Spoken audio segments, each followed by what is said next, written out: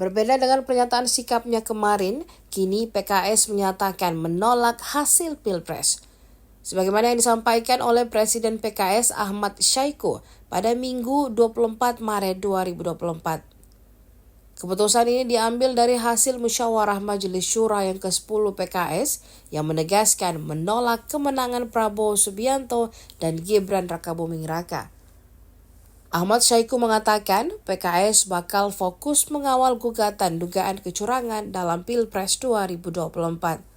Selain itu, Syahiku menyampaikan bahwa Majelis Syura juga mengamanatkan fraksi PKS DPR RI supaya mendorong digulirkannya hak angket sebagai tanggung jawab moral dan hak konstitusional DPR RI. Diketahui sebelumnya lewat Sekjen DPP PKS Abu Bakri Al-Habsyi sempat menyatakan bahwa pihaknya menerima hasil Pilpres yang diumumkan oleh KPU.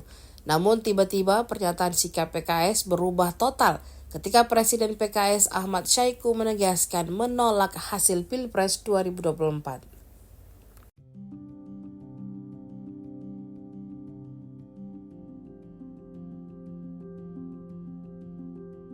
Download Tribun X sekarang, menghadirkan lokal menjadi Indonesia.